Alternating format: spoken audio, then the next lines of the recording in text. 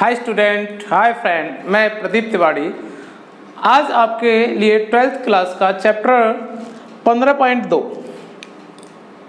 ठीक है। मैं सोचता हूँ कि 15.1 में आपको कोई प्रॉब्लम नहीं होगी और आपने सभी प्रश्न और सभी उदाहरण किए होंगे। 15.2 है, इसमें क्या है, एक प्रश्न देखो जो 15.1 है और 15.2 कोई भी प्रॉब्लम नहीं है। 15.1 की ही तरह ही 15.2 के सवाल होंगे, लेकिन क्या है कि उसमें तो आपको जो उद्देश्य फलन है और व्यवरोध है वो आपको जैसा कि जैसा दिया जाता है, और 15.2 है इसमें आपको एक थ्योरी में सवाल दिया जाएगा। उस थ्योरी से आपको पढ़कर आपको उद्देश्य फलन और असमीका निकालनी होती है। बस यही थोड़ी सी प्रॉब्लम आती है इसमें, और जब हम उद्देश्य फलन और असमीका निकाल लेते हैं उसके बाद सेम ही आपको 15.1 की तरह सवाल करना होता है। ये बस थोड़ा सा ध्यान रखना है। जैसे इसमें क्या है कि आपको प्रकार देंगे आपको कि इतने प्रकार के भोजन हैं, इतने प्रकार के विटामिन हैं, ये ऐसे सवाल दिए जाते हैं और उन सवाल से हम एक सारणी बनाएंगे और सारणी के माध्यम से हम उद्देश्य फलन और असमीका को बनाते हैं। जैसे मैं पहला सवाल ही करा देता हूं आपको। पहला जो सवाल है, देखो मैं बोर्ड पर नहीं लिख सकता इस सवाल को, आपको ही बुक में देखना है। वैसे मैं पढ़ के बता रहा हूं। एक आहार विज्ञानी ने दो प्रकार के भोजन को इस प्रकार मिलाना चाहता है, ठीक है। एक आपको कोई आहार भोजन बनाना चाह रहा है और वो दो प्रकार के भोजन है। कितने प्रकार के भोजन है? दो प्रकार के भोजन हैं कि प्राप्त मिश्रण में विटामिन ए की कम से कम 8 इकाइयां हो और विटामिन सी की कम से कम 10 इकाइयां विद्यमान हो। उस भोजन की मतलब एक भोजन कोई भी है, ठीक है, वो आहार बना रहा है, तो उस आहार दो प्रकार के आहार बना रहा है, मतलब दो प्रकार के भोजन बना रहा है। उस भोजन में आपको क्या कर रहा है, एक तो विटामिन ए और एक विटामिन सी है, ठीक है। दोनों प्रकार के भोजनों में विटामिन ए और विटामिन सी है। इस प्रकार के जो प्रश्न है उसमें थोड़ा बहुत कंफ्यूज है, प्रैक्टिस करेंगे सब कंफ्यूज आपका निकल जाएगा।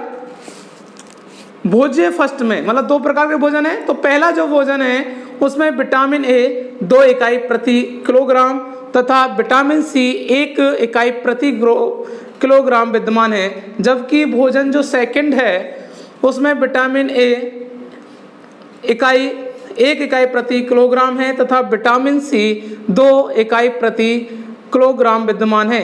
भोज्य फर्स्ट और सेकंड की प्रति किलोग्राम खरीदने की कुल जो लागत है, ठीक है, जहां जो अब अपनी जो पूरी जो बात आ जाती है, कुलवाड़ी बात आ जाती है, उसका मतलब होता है उद्देश्य फलन। तो क्रमशः 5 रुपए और 7 रुपए है। तो इस प्रकार मिश्रण में न्यूनतम लागत, देखो जो उद्देश्य फलन होगा वो तो या तो न्यूनतम होगा या अधिकतम होगा। तो समस्या का गणितीय समरूपण करते हुए हल कीजिए। अब देखो, पहले तो आपको बता देता हूं, मैंने आपको बताया था जो हमारा रैखिक प्रोग्रामिंग का जो समरूपण है या उसका जो स्ट्रक्चर है वो होता है उद्देश्य फलन और व्यवरोध। व्यवरोध का मतलब जो शर्त होती है वो शर्त है, ठीक है। शर्त में आती है असमीका। क्या आती है? असमीका। और जो उद्देश्य फलन होता है या तो अधिकतम होगा, ठीक है, और या न्यूनतम होगा। ये आपको सवाल में मिल जाएगा कि अधिकतम है या न्यूनतम है, और अधिकतम और न्यूनतम जिसके पास दिया है वही उद्देश्य फलन होता है। तो देखो इसमें कहा है कि 5 और 7 रुपए उसकी जो लागत है 5 और 7 रुपए न्यूनतम। तो आपको ध्यान रखना है कि 5 और जो 7 है वो क्या है? उद्देश्य फलन है। और इस प्रश्न के अंदर आपको स्पष्ट दिया है कि आपको न्यूनतम मान निकालना है। इस उद्देश्य फलन का क्या निकालना है? न्यूनतम मान निकालना है। अब देखते हैं,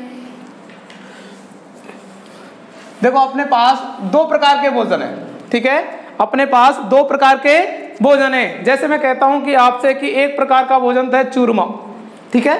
हमारा राजस्थानी भोजन है चूरमा, और एक हमारे पास खीर। ठीक है, अब इसमें को हम उसने सवाल में कहा है कि 2 प्रकार के भोजन है। मैं इनको समझाने के लिए बता रहा हूं आपको कि 2 प्रकार के भोजन हैं। तो हम मान लेते हैं एक प्रकार तो है चूरमा और एक प्रकार है खीर। अब देखो दोनों में हमें कुछ कुछ डालना है। तो देखो दोनों में हमें इलायची भी डालनी है, ठीक है, और दोनों में हमें क्या डालना है, बादाम भी डालनी है। ठीक है, इलायची भी डालनी है और बादाम भी डालनी है। अब उसने कहा है कि 2 प्रकार के भोजन है। थोड़ा सा सवाल को समझाऊंगा तो इस सवाल से आपको कंफ्यूज नहीं हो जाए, जो है आपको वो कंफ्यूज आपका दूर हो जाएगा। उसने कहा है कि 2 भोजन है, ठीक है, तो जितने भी भोजन है उतनी हमको सारणी बनानी है। कितने भोजन है, 2 भोजन है। पहला भोजन चूरमा बना लिया हमने और दूसरा खीर। ठीक है, 2 प्रकार के भोजन हैं, ठीक है, और उस भोजन में 2 प्रकार के भोजन है चूरमा और खीर। उसने कह दिया कि चूरमा और खीर है, इसमें इलायची और बादाम डलेंगी।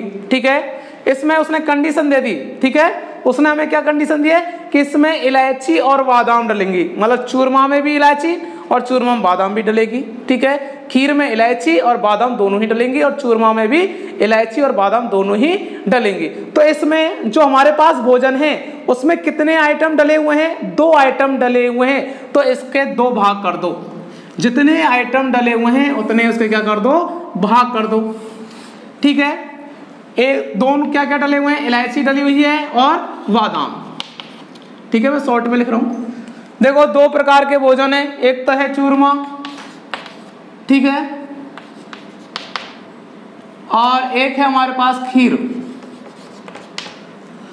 अब चूरमा में भी इलायची डलेगी और खीर में भी इलायची डलेगी। चूरमा में बादाम डलेगा और खीर में भी बादाम डलेगा। अब मैं कह रहा हूं कि हमारे पास 2 प्रकार के भोजन है और दोनों प्रकार के भोजन में इलायची और बादाम डलेंगे, और कह रहे हैं कि चूरमा में तो इलायची 2, ठीक है, और बादाम 6, कोई दिक्कत किसी को। इसी प्रकार खीर में 5 इलायची और 10 बादाम डलेंगी। टोटल इलायची हमारे पास, ठीक है, जो इलायची की जो टोटल मात्रा है ना, कम से कम इतनी इलायची डलेंगी कि मैं कह दूं कि हमारे पास कम से कम 40 इलायची हैं। ठीक है, कम से कम 40 इलायची हैं, जिसमें से 2 तो चूरमा में डल चुकी हैं और 5 खीर में। ठीक है, कम से कम 40 हैं, कम से कम 40 हैं, 40 से ज्यादा कितनी भी हो सकती हैं। ऐसे बादाम हमारे पास कम से कम कितनी हैं, 30 हैं, तो 6 बादाम तो चूरमा में डल जाएंगी और 10 बादाम किस में डल जाएंगी, खीर में डल जाएंगी। ये बात समझ में आ रही है आपके। हमारे पास कितने प्रकार के भोजन हैं, 2 प्रकार के भोजन हैं। जितने प्रकार के भोजन हैं, ठीक है, या जितने प्रकार का कोई भी टाइप है, ठीक है, तो उतने ही हम क्या बनाएंगे, सारणी बनाएंगे। 2 प्रकार के हैं तो 2 प्रकार के हम क्या बनाएंगे, सारणी। अब उसमें आपने उस भोजन में आप डाल रहे हैं, एक तो है विटामिन ए और विटामिन सी। कितने प्रकार के विटामिन डाल रहे हैं, 2 प्रकार की विटामिन डाल रहे हैं, तो 2 उसके खाने के भाग और कर दिए हमने। ठीक है, अब विटामिन ए यहाँ लिख देंगे, विटामिन वी जो भी सी है, सॉरी विटामिन सी यहाँ पर लिख देंगे। कितनी कितनी डली हुई है उनको हमें यहाँ पर लिख देंगे। अब आपको प्रश्न कराऊंगा तो अपने आप ही आपके समझ में आ जाएगी।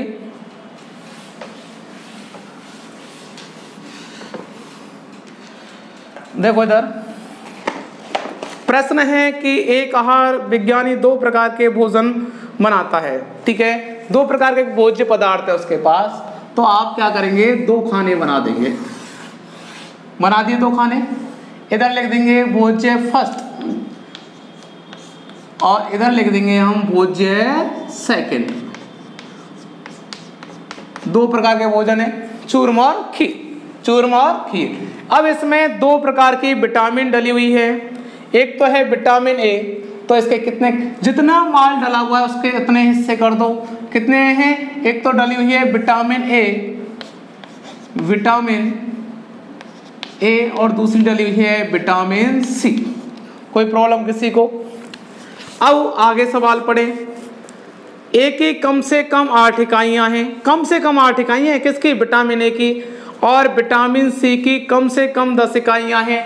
देखो विटामिन ए की जो कुल मात्रा है, कुल मात्रा आपको यहाँ पर लिखनी होती है। इसके लिए एक अलग और बना दें। विटामिन ए की कुल मात्रा हमारे पास 8 है और विटामिन सी की कुल मात्रा हमारे पास कितनी है? 10 है। विटामिन ए की कुल मात्रा हमारे पास 8 है। सवाल में कहा है कि विटामिन ए कम से कम हमारे पास 8 है और विटामिन सी कम से कम हमारे पास 10 है। अब भोज्य फर्स्ट में, भोजन फर्स्ट की बात कर रहा है, भोजन फर्स्ट में विटामिन ए 2 इकाई, ठीक है। जो भोजन फर्स्ट में विटामिन ए कितनी है? 2 है तथा विटामिन सी 1 इकाई है। भोजन फर्स्ट में ही विटामिन, देखो भोजन फर्स्ट बनाए, उसमें जो भोजन फर्स्ट में जो विटामिन ए है वो तो है 2 इकाई है और विटामिन सी 1 इकाई है। आगे प्रश्न में क्या कह रहा है कि जबकि भोजन सेकंड में, जबकि भोजन सेकंड में विटामिन ए 1 इकाई है, विटामिन ए की 1 इकाई है तथा विटामिन सी की 2 इकाई है। विटामिन सी की कितनी इकाई हैं?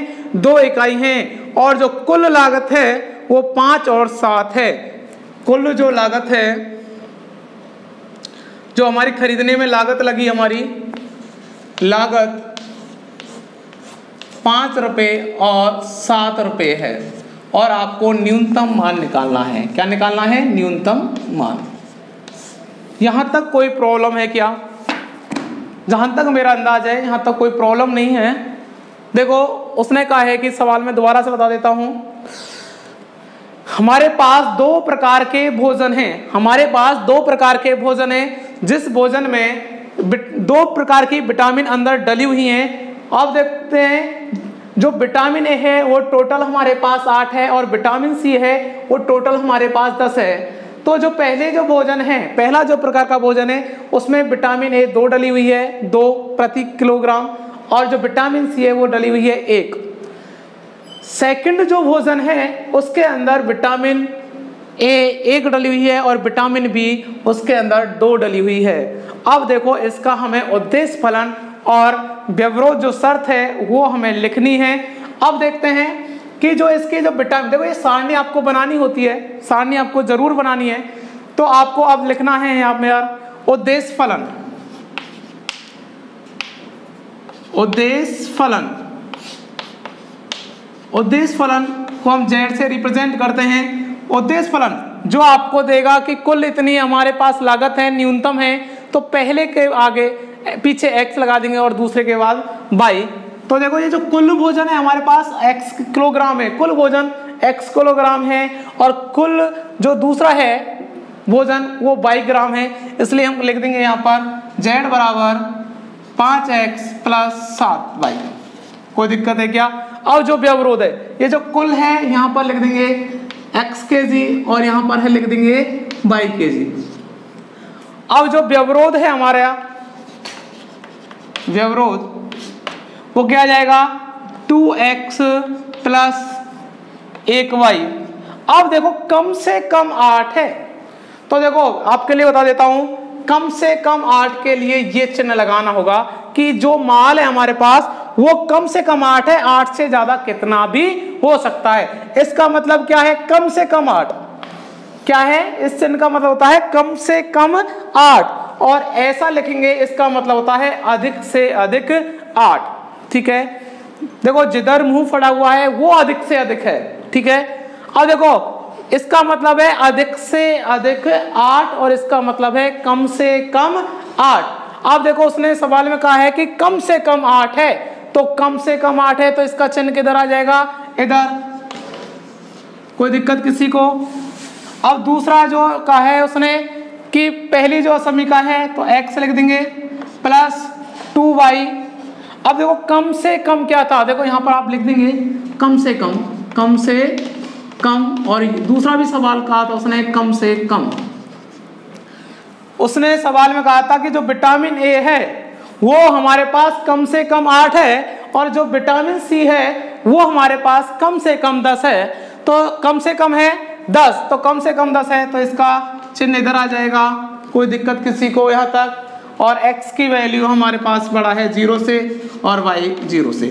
यहाँ तक आपको कोई प्रॉब्लम है क्या? और यहाँ से आगे जो प्रश्न होगा वो हमारा 15.1 की तरह होगा। बस हमें यही लिखना था। एक बार दोबारा से समझा देता हूँ कि प्रश्न था कि कोई भी एक आहार विज्ञानी है जो 2 प्रकार के भोजन बनाता है। तो हमने मान लिया कि पहला भोजन फर्स्ट है और दूसरा क्या है, सेकंड है। उस भोजन के अंदर वो विटामिन ए और विटामिन सी मिलाता है। तो उसमें जो भोजन है उस भोजन में कुल जो विटामिन है उसके पास कम से कम 8 है और विटामिन सी कम से कम कितनी है, 10 है। तो विटामिन ए है भोजन फर्स्ट में 2 डली हुई है और विटामिन सी भोजन फर्स्ट में 1 डली हुई है, ठीक है। और जो विटामिन ए है भोजन सेकंड में 1 और विटामिन सी भोजन सेकंड में कितनी डली हुई है, 2 डली हुई है। तो ये हमने जैसा भी प्रश्न ने कहा है उस प्रश्न के अनुसार हमने सारणी बना दी है और सारणी के अनुसार हम उसकी जो स्ट्रक्चर है, किसकी, रैखिक प्रोग्रामिंग की स्ट्रक्चर है, उसमें उसको हमने निरूपित कर दिया है। और स्ट्रक्चर क्या होती है, उद्देश्य फलन और व्यवरोध, ठीक है। उद्देश्य फलन उसने कहा है कि 5 रुपये और 7 रुपये लागत लगी है कुल, तो 5x + 7y। व्यवरोध मतलब जो शर्त है, शर्त हमारी जो उसके अंदर कुछ डालते हैं वो उसकी क्या होती है, शर्त होती है। तो पहला भोजन है उसको कुल हम x किलोग्राम मान लेते हैं और जो सेकंड भोजन है उसको कुल हम y ग्राम मान लेते हैं। तो इसको हम क्या मान लेंगे, y ग्राम मान लेंगे। अब जो हमारे पास क्या आ जाएगा, 2x + y, यहाँ पर क्या आ जाएगा, x + 2y। अब देखो कम से कम है इसलिए इसका चिन्ह किधर आ जाएगा, इधर आ जाएगा। कम से कम 8 है, कम से कम 10 है। अब यहाँ से आगे हम जो 15.1 में किया उसी तरीके से इसको करेंगे। तो इसकी शॉर्ट स्क्रीन ले लें और प्रत्येक सवाल को हम करेंगे।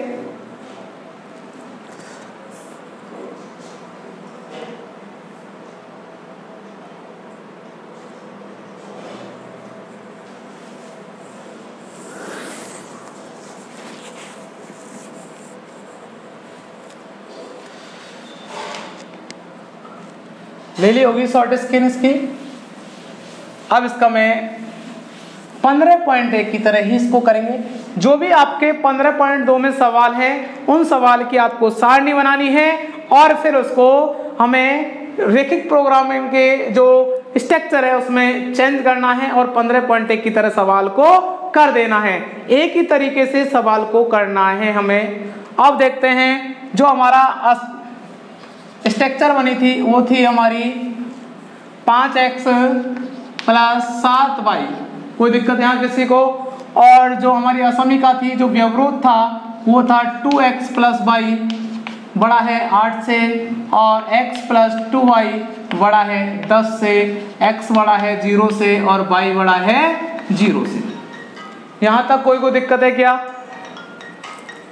अब देखते हैं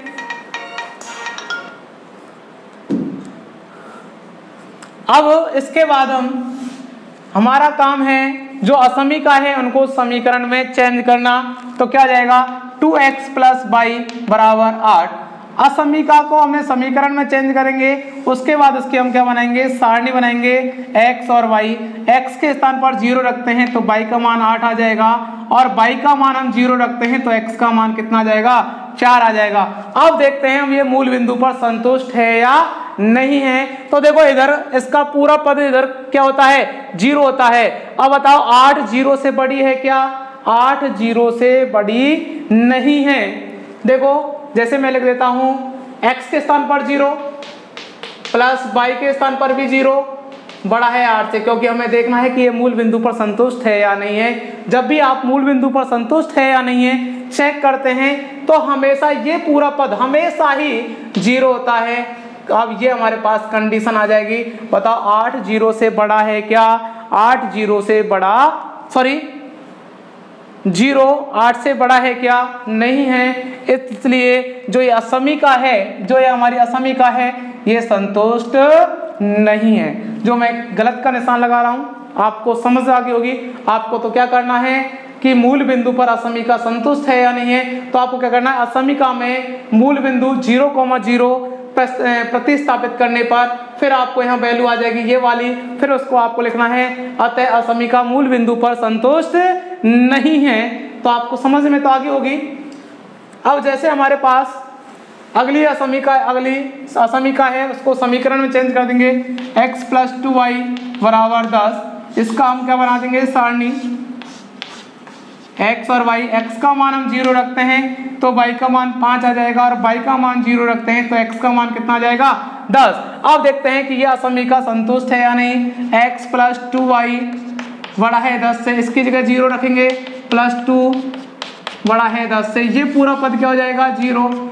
अब बताओ ये असमीका संतुष्ट है क्या नहीं, 0 बड़ा है क्या 10 से, नहीं है, तो ये असमीका संतुष्ट नहीं है। किस पर, मूल बिंदु पर। तो अब इसका हम क्या बनाएंगे, ग्राफ। y और x यहाँ पर कौन सा है, 0,0 मूल बिंदु है। एक खाना बराबर 2 मान लेते हैं, 2, 4, 6, 8, 10, 2, 4, 6, 8, 10। पहले ही जो रेखा बनेगी 0 और 8, ठीक है, 0 और 8, और ये कौन सी बनेगी हमारी, 0 और 4। स्केल से खींचेंगे आप, एकदम से अच्छी और बढ़िया आएगी। तो आपकी क्या आ जाएगी, असमीका फर्स्ट आ जाएगी। यहाँ पर कौन सी आ जाएगी, असमीका फर्स्ट। अब जो दूसरी सारणी जो बताओ ये मूल बिंदु पर संतुष्ट है या नहीं है, मूल बिंदु पर संतुष्ट नहीं है, तो इसका क्षेत्र किधर होगा, मूल बिंदु के विपरीत ओर होगा। दूसरी होगी हमारे पास 0 और 5, तो 0 और 5 कहाँ जाएगी, यहाँ पर, और कौन सी हो जाएगी, 0 और 10, 0, 10 कहाँ आएगी, यहाँ पर। तो हमारी जो असमीका दूसरी है उसकी जो रेखा है यहाँ पर आएगी। जहां भी आपको जगह मिले वहां पर हम क्या लिख देंगे, असमीका सेकंड। लिखना नहीं है सेकंड, आपको पूरी असमीका लिखनी है। तो देखते हैं इसको, ये बताओ संतुष्ट है कि नहीं है, ये भी संतुष्ट नहीं है। इसका क्षेत्र कहाँ होगा, बाहर की ओर होगा। अतः ये इसका क्षेत्र भी बाहर की ओर होगा, तो इसका जो कॉमन क्षेत्र है वो कौन सा होगा, ये वाला कॉमन क्षेत्र होगा।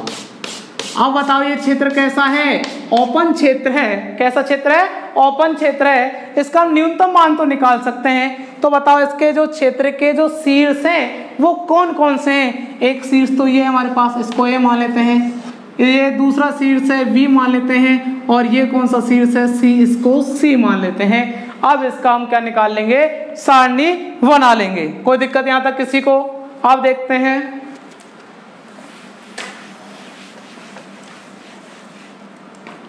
यहां पर तो हम लिखेंगे कोणीय बिंदु। क्या लिखेंगे, कोणीय बिंदु, और यहां पर लिखेंगे उद्देश्य फलन। उद्देश्य फलन z बराबर 5x + 7y। पहला पॉइंट ए के निर्देशांक क्या हो जाएंगे, ए के निर्देशांक हो जाएंगे 10,0, 10,0। अब बी के निर्देशांक, इन दोनों के कटान बिंदु, इन दोनों के हम कटान बिंदु निकाल लेंगे। हम जो हमारा समीकरण था क्या था, 2x + y = 8, x + 2y = 10। इसको हम इसकी वैल्यू इसको रखेंगे तो x का मान 2 और y का मान 4। b x का मान 2 और y का मान 4, ठीक है।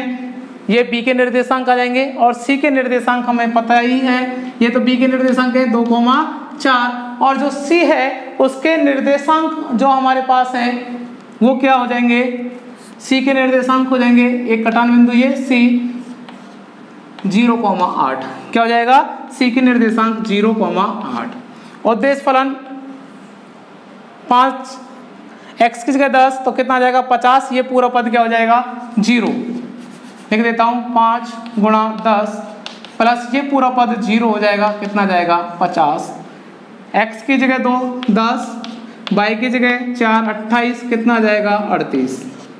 x की जगह 0 प्लस y की जगह 8 8 7 56, तो कितना जाएगा 56। तो जो न्यूनतम है ये आएगा, ठीक है। तो आपका पहला प्रश्न हो चुका है।